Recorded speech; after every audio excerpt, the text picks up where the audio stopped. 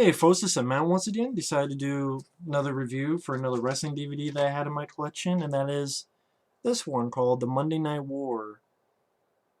I think this was an earlier DVD. Yeah, this is about 2003 that this came out, and it's only a one-disc set, which I think, this is one. I know I have another one called The Attitude Era, which that's a pretty decent DVD as well. But this was definitely a great time. Perhaps the best time in wrestling was when it was WWF versus WCW. And the documentary, it's only 95 minutes long. Um, to be honest, I think you could have doubled that and it would not be boring at all because there's a lot of stuff to talk about. And I think that's the thing with this is that obviously WWF, they're not going to think positively in WCW. They never have. So I think when people watch stuff like this, when they talk about WCW, they kind of look, talk down to them. But it was still an interesting watch. I think if you don't know anything about the Monday Night War, it's definitely worth a watch. It is interesting. But at being at 95 minutes, I do think there's a lot more that could have been put in. Again, this could easily be a 3-hour. Like, keep what you have here and make another hour and a half. And there's a lot of stuff you could talk about. But some of the stuff that's talked about during the 95 minutes, you have. I mean, they do mention that this was, at the end of the day, a big help for both companies. Well, not for one, because they went out of business, but at the same time, they brought out the best of each other. Because WWF at that time was cartoony and stuff like that, and not many people were watching. And when WCW came up, I mean, before I get into that, they taught early WCW how it got badly mismanaged, and Eric Bischoff, this guy, comes in, and he's like, okay, what can I do? I'll take you to the MGM studio lot. Hulk Hogan's there filming Thunder in Paradise. I'll ask if he wants to join. And on the other end, you have Monday Night Raw, who's in the small arena in like Manhattan. And at the time, Macho Man Randy Savage was unhappy at WWF because he didn't see himself as a broadcaster, and so WCW offered a job. He's like, I'll take it.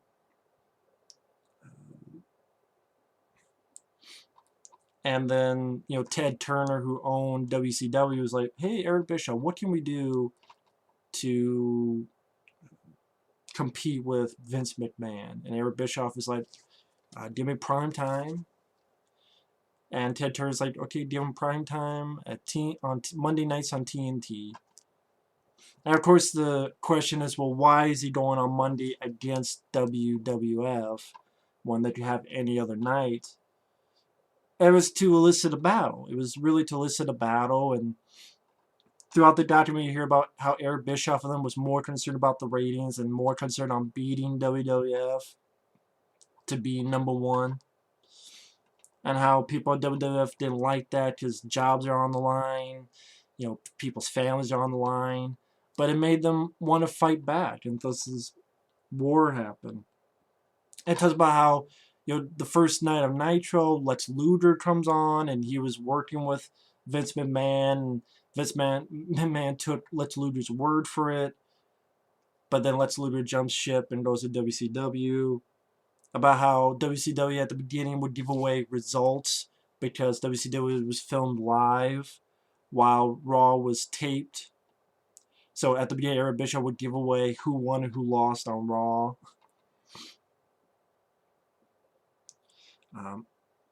About how that woman, Alundra Blaze, was WWF Women's Champion, came over, dumped the belt in the garbage on WCW. But they also talk about some of the shots WWF made, the Huckster, and they had this fake Hulk Hogan, fake Macho Man called the Nacho Man, and this fake Mean Gene called Steam Gene. And then it talks about how Scott Hall, who was Razor Ramon, he came over to WCW Kevin Nash was Diesel in WWF. He came over to WCW. Hulk Hogan being the bad guy. NWO forming.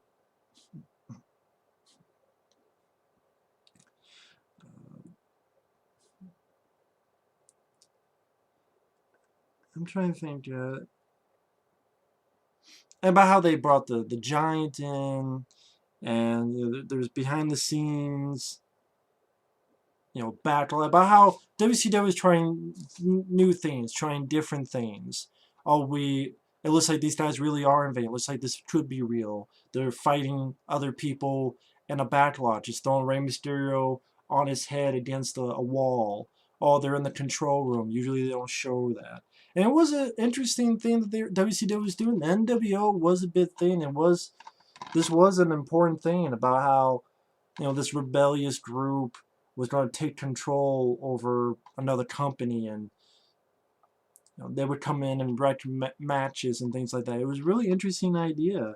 I think them doing that made Vince McMahon go, okay, we need to step up our game. We need to be doing Raw. Raw is war. We need to be doing rougher stuff. We need to have people speak their own mind and be themselves, and not too much of a cartoonish thing. Because WCW was beating Raw in the ratings for like 2 years.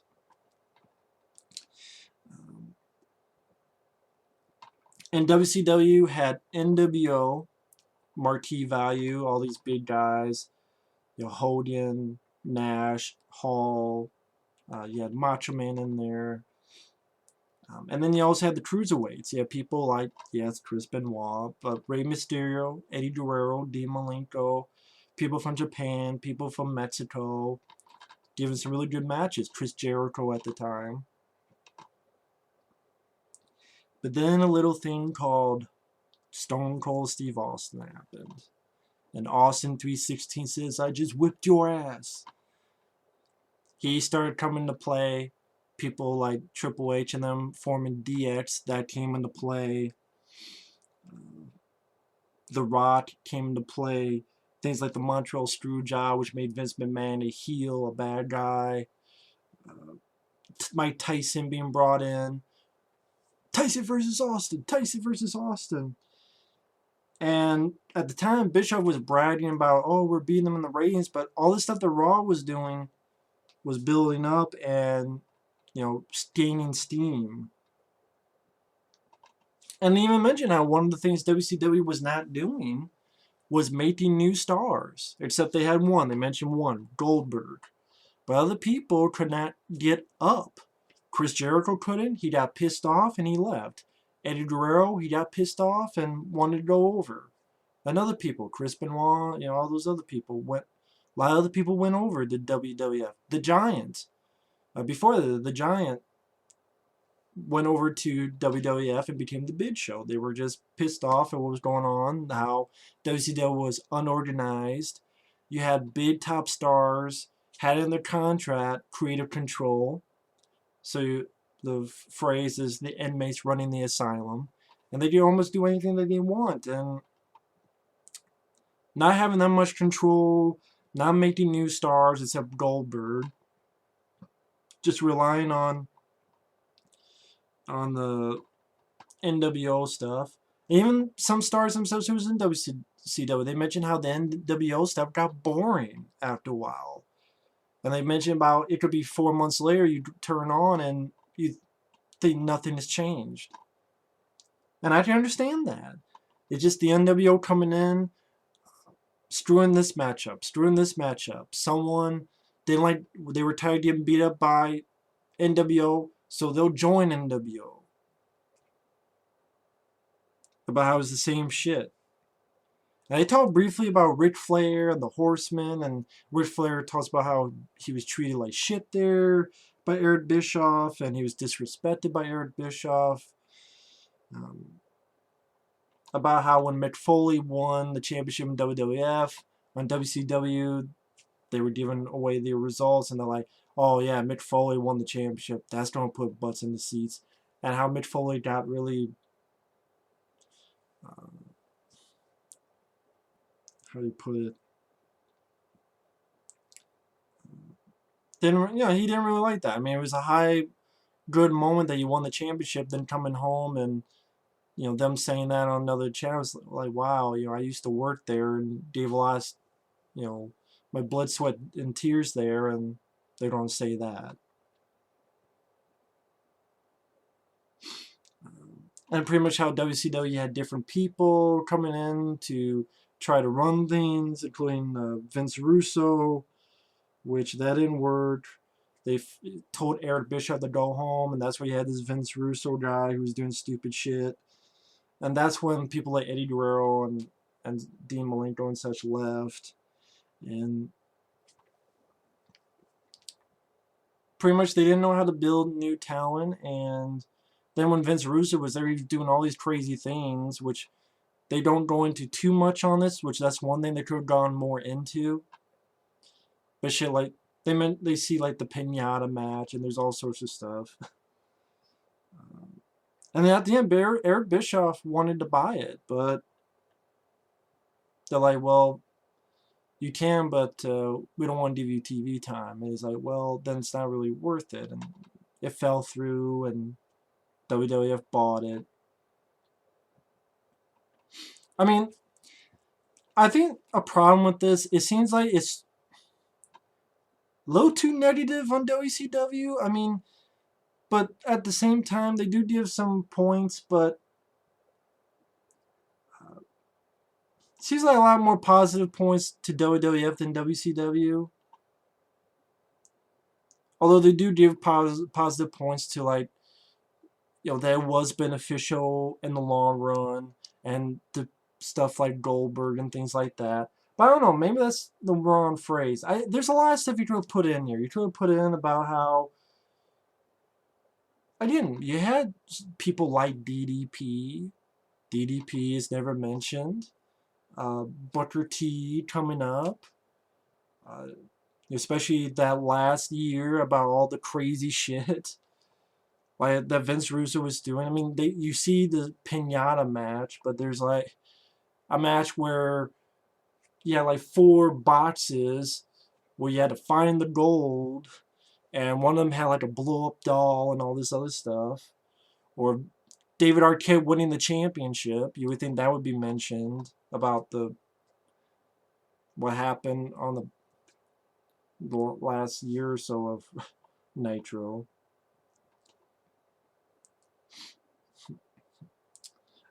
I mean, a lot of stuff happened during the Attitude Era alone, let alone stuff in WCW.